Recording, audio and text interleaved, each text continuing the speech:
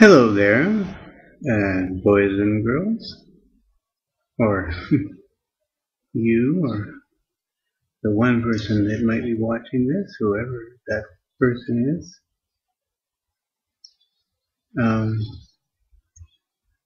I'm starting to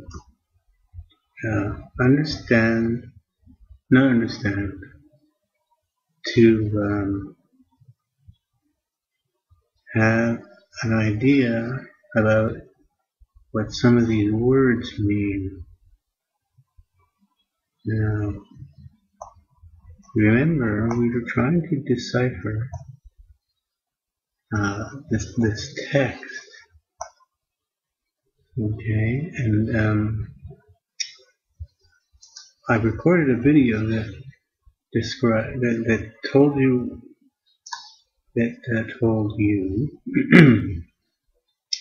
what this acronym SDDL stands for, and that stands for Security Descriptor Description Language. See? Oh, sorry, definition language. Security Descriptor Definition Language. Okay. So now I got something wrong, but it's the same idea. So this is a language with which one can define a security descriptor, which was that thing that I needed to make. I put this in a text file here so that it's separated from the code. I don't have to recompile the code if I edit this, and this is what I'm trying to randomly piece together.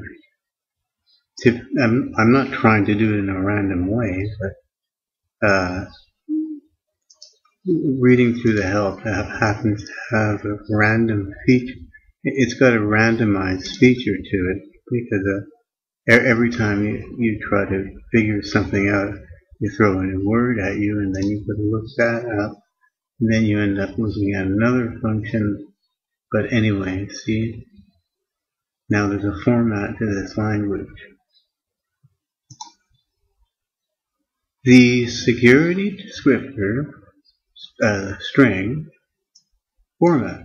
Okay, so security descriptor string is a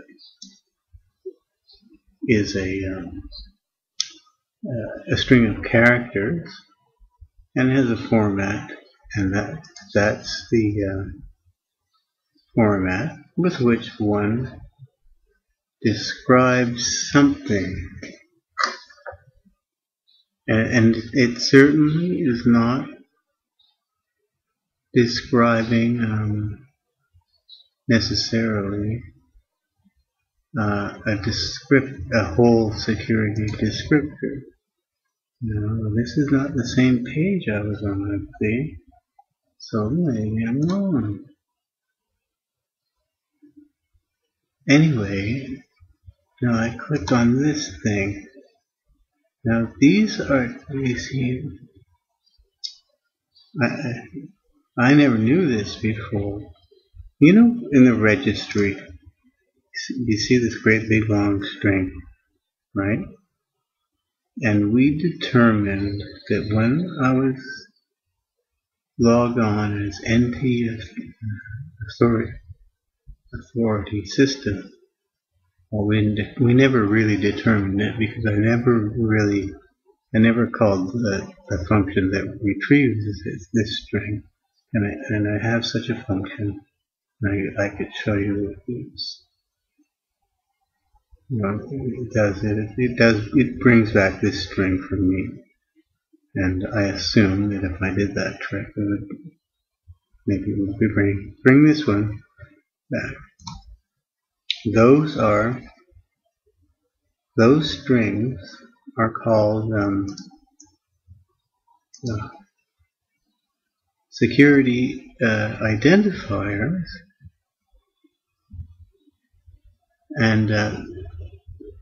and those strings are called security identifier strings. However, there's a standard way to write a security identifier as a string, okay, which it isn't really. As far as the identifier goes, it's just a number, okay, but there's a way to specify that number as a string, and it turns out, according to this documentation anyway, that all of them are, there's a uniqueness property to do with these identifiers. Now I look at this too, but now look at, you see, now this also says SID string, okay. Now these are only 2 letters long. It's not a great big long thing. So these are abbreviations of some sort for a special, well, I guess well-known security identifier. And these are also defined in the header file. And then this word came up.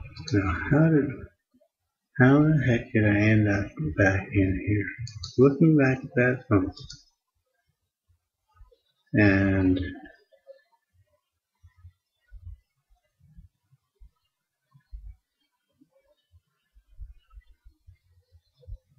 I noticed this. Okay. Now this is where the English language and their language seem to depart. This one doesn't seem to have what I would think it should mean in English. If something is self-relative, that means that with respect to itself, right? That's what I would think in English, meaning,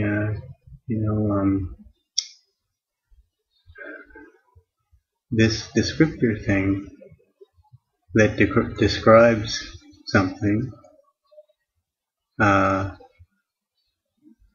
is describing something, and it happens to be self-relative.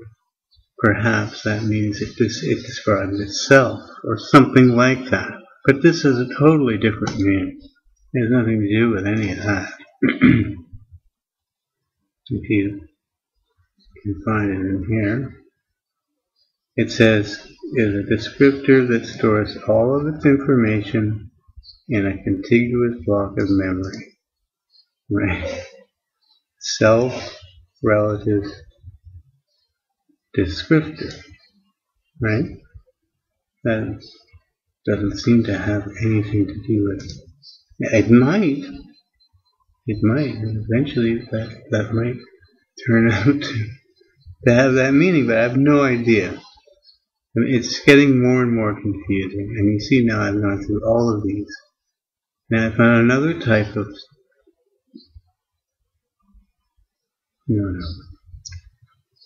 I didn't find another type of access control list. I found another type, or I started reading about another type of security descriptor called absolute. Now to me, that sounds like the God descriptor or something. And what does it say? Absolute security descriptor. A security descriptor structure that contains pointers to the security information associated with an object. Okay? Now, it says A,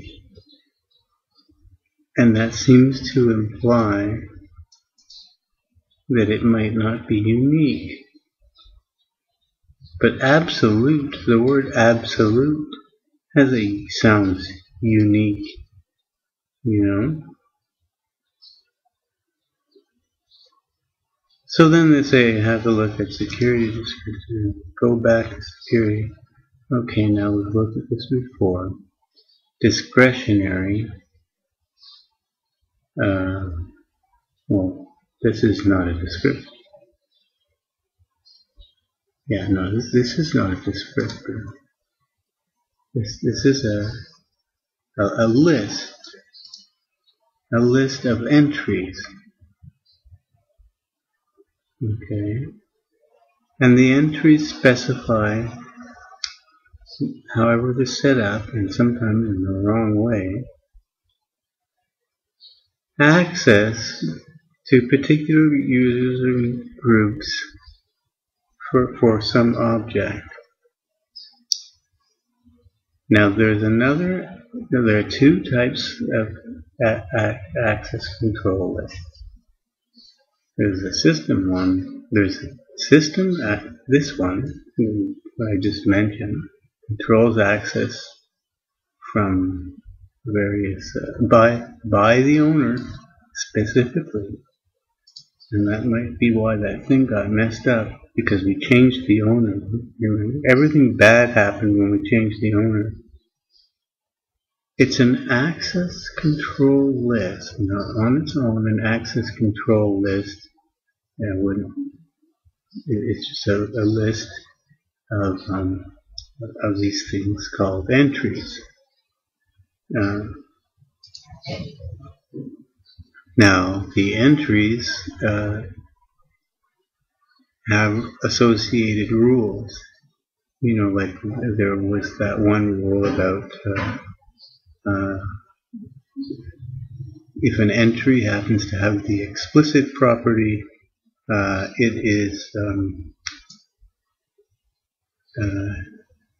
it will if it is read, it will be the last thing read in the list for that particular granting of access or denying, granting or denying. Either way, granting or denying seems to be symmetric. Then there's this other one, okay, system access control list, and now you would think that somehow this has got to be associated with administrators, or, well, in a way it is, but this has an unexpected meaning. Unexpected for me, anyway. Where is it? Where are you? System access. Oh, here. A system access control list is an access control list. Now, I might start saying ACL because that's a bit long. System ACL or discretionary ACL. So list is not too hard to turn into a unit in one's brain. And it controls the generation of audit messages for attempts to access the securable object, a securable object. Now, I think I already went through and described a bit about this before. Did I or did I not? Anyway, even if I didn't, it's still kind of mysterious. Now that,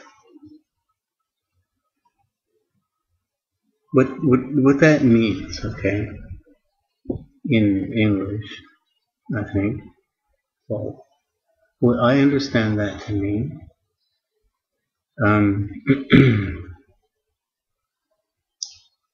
you see,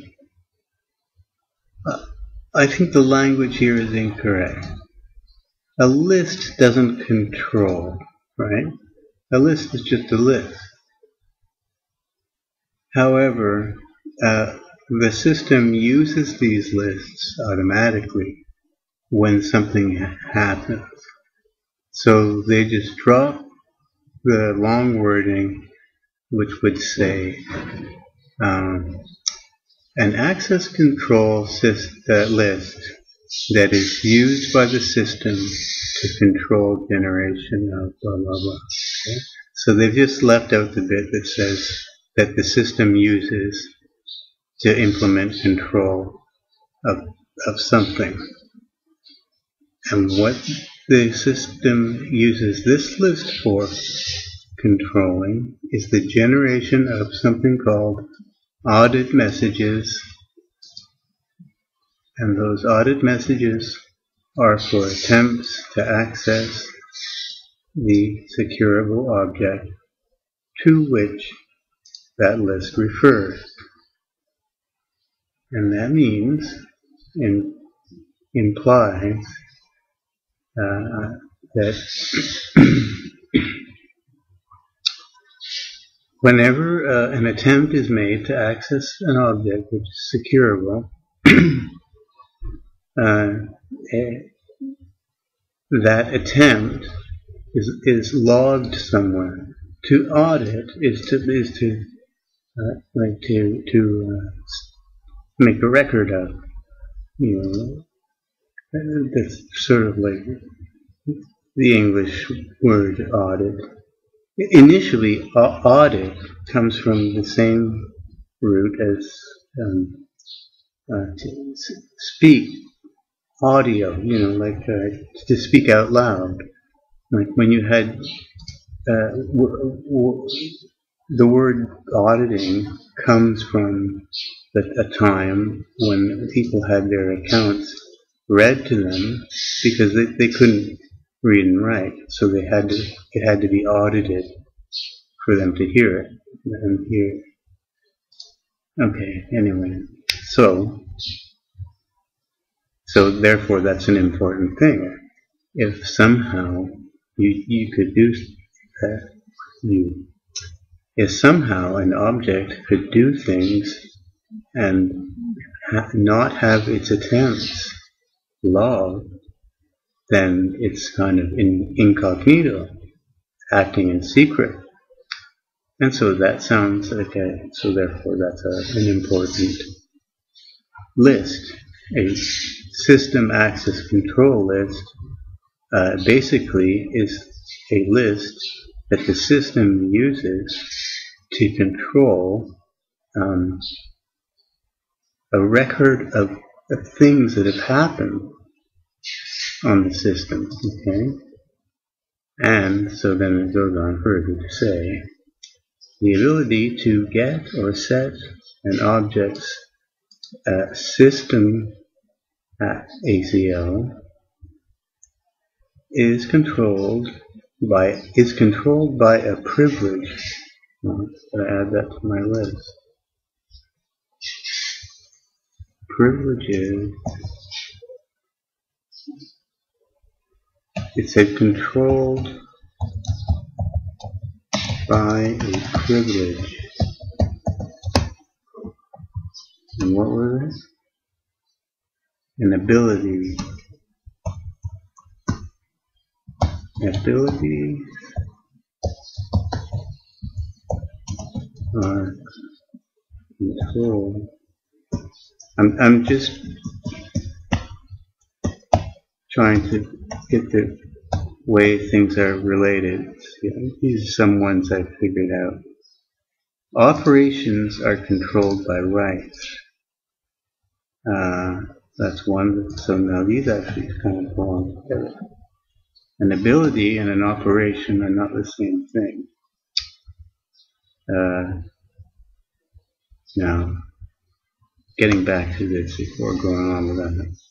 So, the ability to obtain, to get or set an object security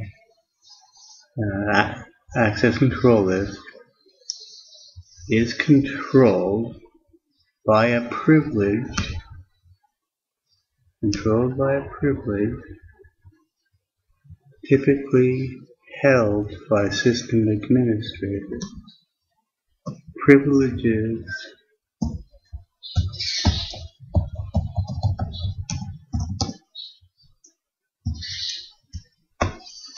are held by, that was one example, but it sounds like either users or groups. At least we know groups.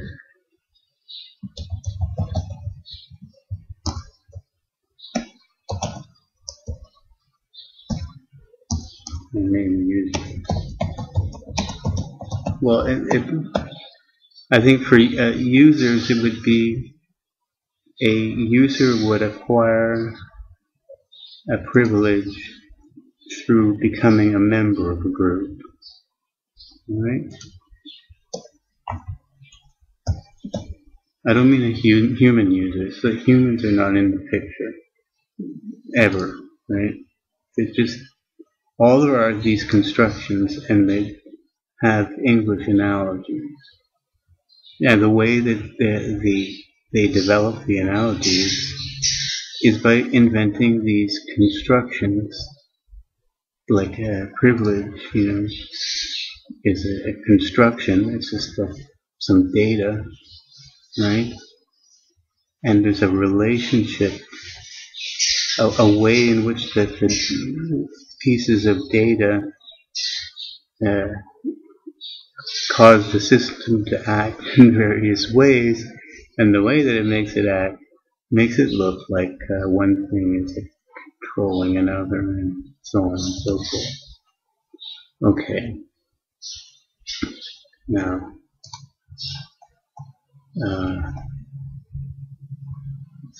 now those things are, I'm starting to understand that. Now this self-relative thing is kind of new, and I'm not sure what that means. I know I'm certain, I 100% understand what an access control is. It's not very much, is it? But I know the two types. I know there are, now I'm looking at these identifier strings. Now this is where things get a little bit confusing. Now you see, again, going back to the, like the boss and the employee. In English, the word trustee, right? Remember, I don't know, you might not remember, but there's another tutorial on here where we talk about functions and in programming, and something that the call from which, the function from which a call to another function is called the caller function, and the function that gets called is called the callee, right? So a callee gets called, right? So in the same way, a trustee gets trusted or not, right? That is, a trustee is a recipient of trust. Okay?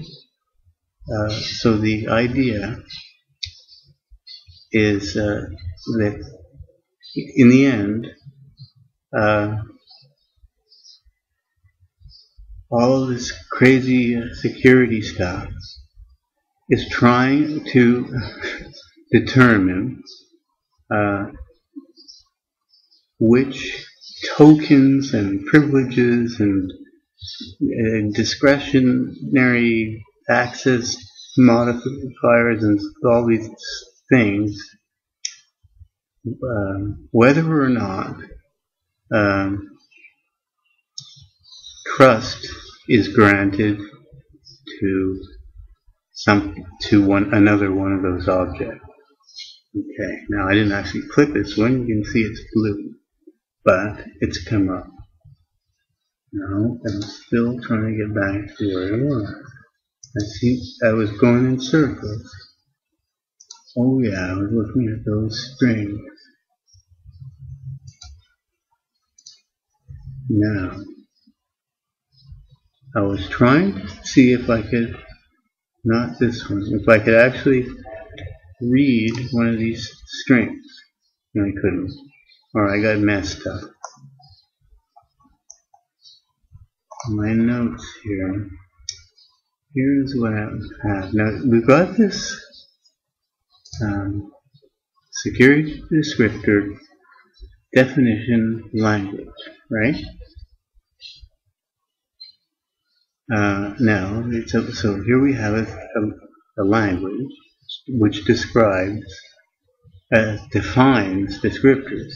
So my joke here is no good anymore because I thought it was a description language. But it's not. It's a definition language. All right. Now here's the. Oh, I want the analogy. I still have the analogy. Oh yeah. Okay. Now here is an example sentence, or actually I would say word. This would be the smallest unit of speech in that language, because you've always got to have this first part followed by the colon, and this anything could be left blank, but I think pretty sure you need the first one, and then bracket, and a bunch of a mess of stuff, right? Now in English, I was trying to decipher this in English.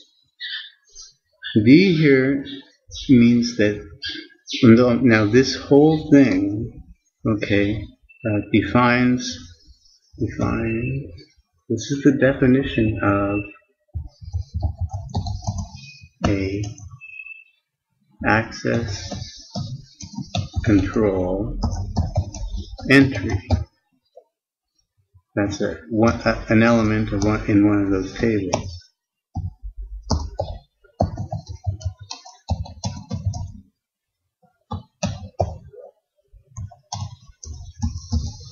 It's an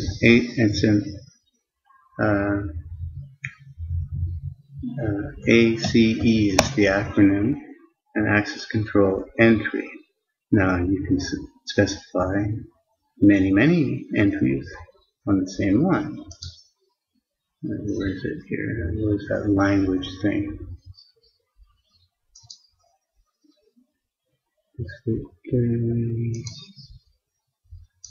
Yeah, here. See, in the brackets are all these ACEs, ACE1, ACE2, and so on and so forth.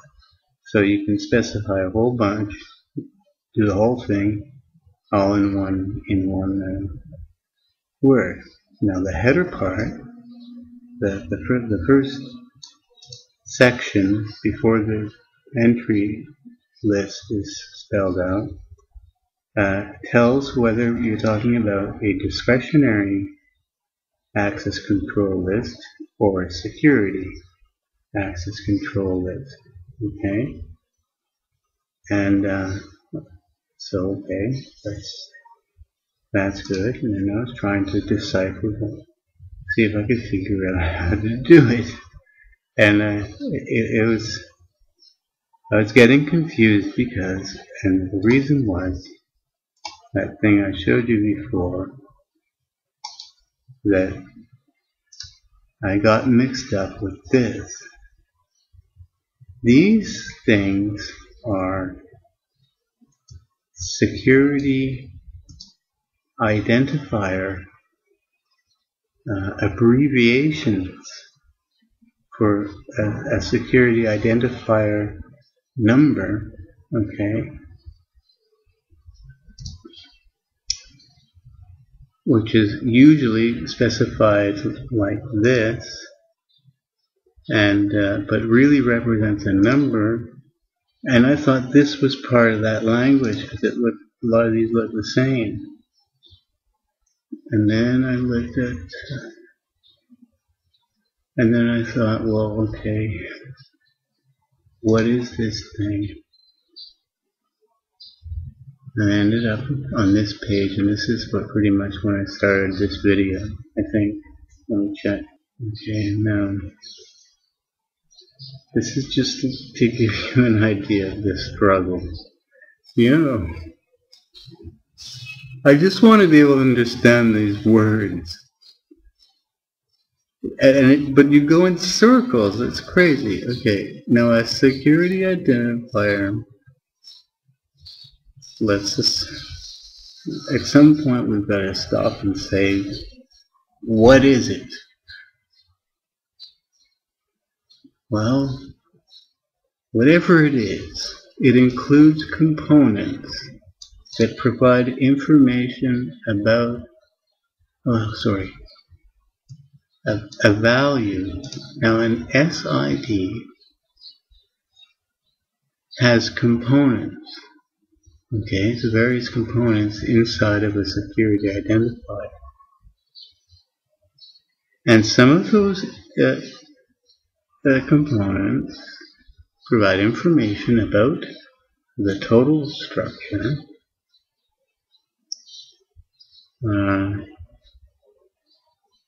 and components that uniquely identify a trustee. Okay, a lowly you or me. Okay, now here are the components of a security identifier structure. Okay, now since it's something that uniquely identifies this thing that may or may not be trusted, it essentially is the trustee. It's like the trustee's name, right? So my name is this. That's my name. I'm a trustee, and some other component of this system, like maybe one of these trustees, and some of whom happen to be authorities. There's something called an authority, and it's actually an authority that trusts, that gives the trusting out. Anyway, first thing, the revision level. That's always 1. Then a 48-bit identifier. Okay, a 48-bit identifier authority value. 48-bit identifier for, okay, a 48-bit identifier authority value. That's one thing. And that value identifies the authority that issued the security identifier. I think I got that one in my list.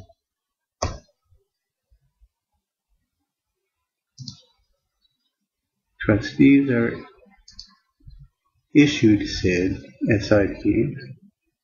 Trustee is something you trusted.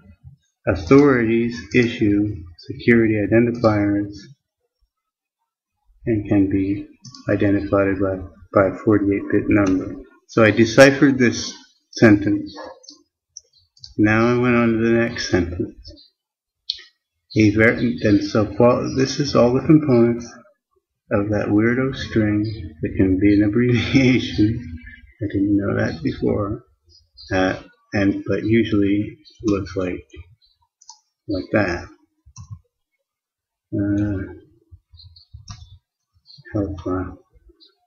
So following the 48 bits and the revision level is a variable number of subauthority or relative identifier values.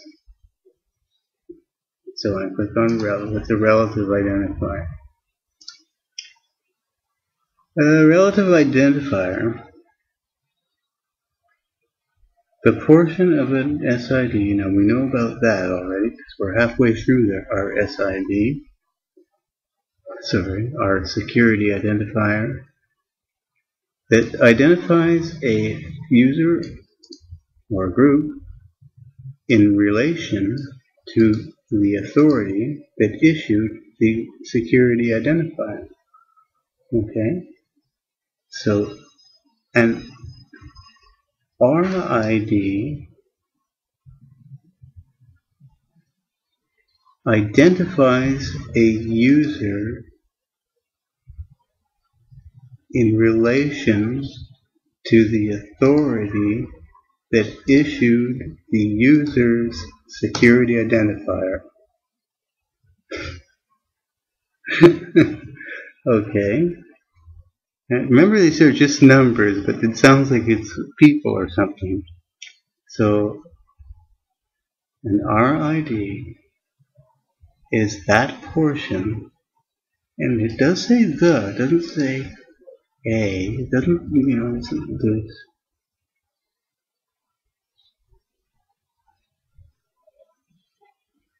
But the other thing says there can be more than one. That's just some confusion, because this definitely says that there are a variable number of RID values that uniquely identify the trustee relative to the authority that issued the SID, security identifier. I know I have to stop at it. I'm going to go crazy if I keep going on this, trying to decipher this. Now, they claim that the combination of identifier authority value, the 48 bits, and the sub-authority values, whatever a sub-authority is, which I believe is in the same category as an authority, it's just maybe a lesser authority.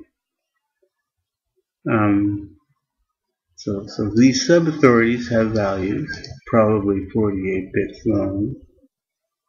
Ensures that no two security identifiers will be the same, even if two different security you have to use the abbreviation for this one, because even if two different SID issuing authorities issue the same combination of relative identifier values, each SID issuing authority issues a given relative authority only once. Now, that's supposed to be the reason why they're unique.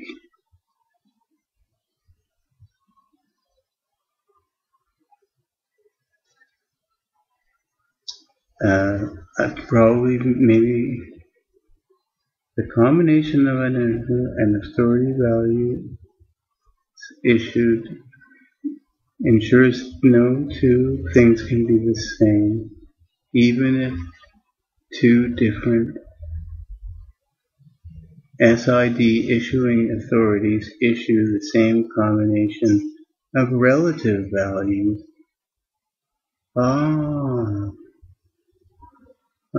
No, I don't see why.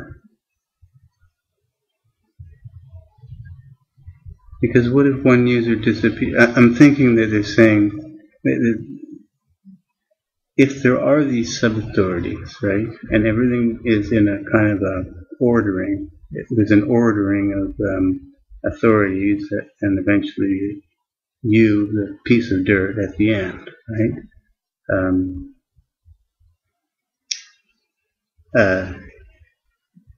You're unique in that ordering, because the issuing of the security identifier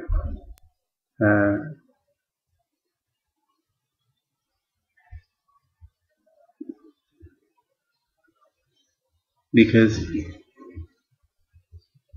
the security identifier issuing authority issues these relative authorities only once. And so, like, I'm thinking, well, maybe it's true. So if this somehow identifies your position, in the hierarchy of authority on your machine, and if this really means, but and if this is really analogous to the English relative idea, relative to, then everyone would have a unique position in the structure, in the world. But I don't even care, make it random, then they won't be the same. Anyway, stored in binary format, and I've called this function. You can turn it into a string, and you get these things. And then there are some ones that are standard. And that's where I am with this, with these words. And there's one other thing I'd like to always say at the end. Maybe I'll leave it till the next time, or I'll repeat it again the next time. There is one. Remember, I said that Microsoft has its two major clients, right? Well, I left out one. Microsoft has another extremely important client, which I left out, and who is integral to all of this stuff. And I don't know how I got there. Do you know my help favorites? I must have put it in favorites.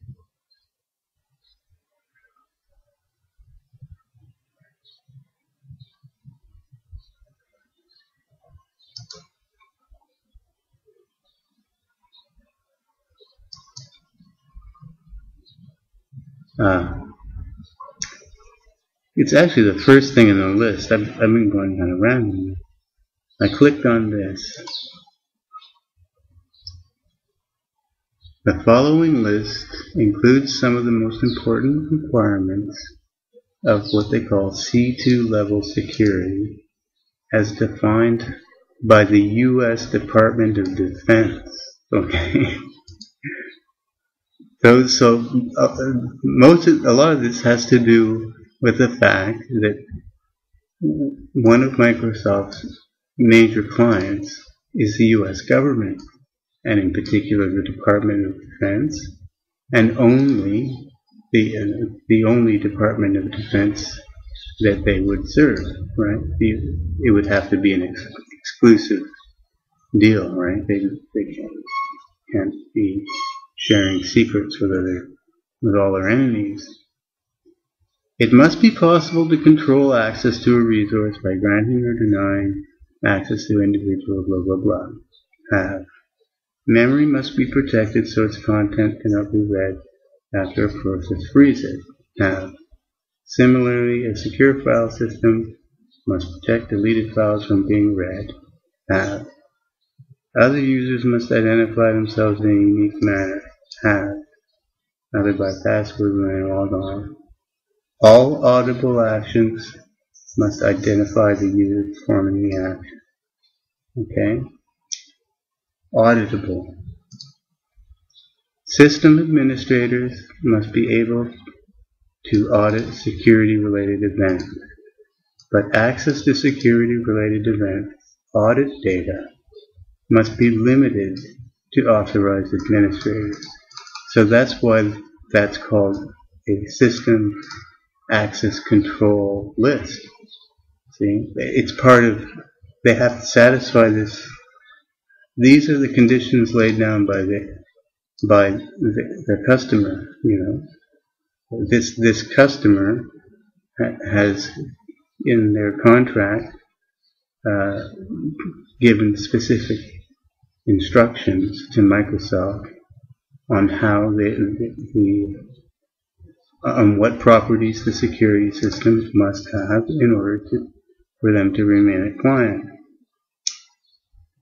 The system must be protected from external interference or tampering, such as modifying running,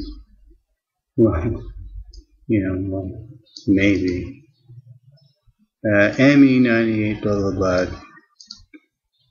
C2 level security as defined by the U.S. Department not supported, but it doesn't say that for Windows NT, you see. But they don't say it explicitly, and they don't explicitly say that that's one of their customers. But this is the first thing in the list, and they explicitly say that these particular ones, as defined by the Department of Defense, is not supported with these operating systems, and then that's it. End of article. Why is it there, right? It's just I guess they're not allowed to say anything. They're not allowed to just kind of say it. But they're just letting you know the reason why some things are the way that they are is that they need to meet a certain standard, and it's not a standard that Microsoft has set for itself. It's one that their customer has. And speaking of security, I've unplugged my modem. My connection to the internet is off because I was going to open Word, and every time I get an update, it's because of another security leak in the Word program. So I turn off my access to the internet if I want to run Microsoft Word. Now I'm going to turn it back on again, and I'll get back to adding more deciphering.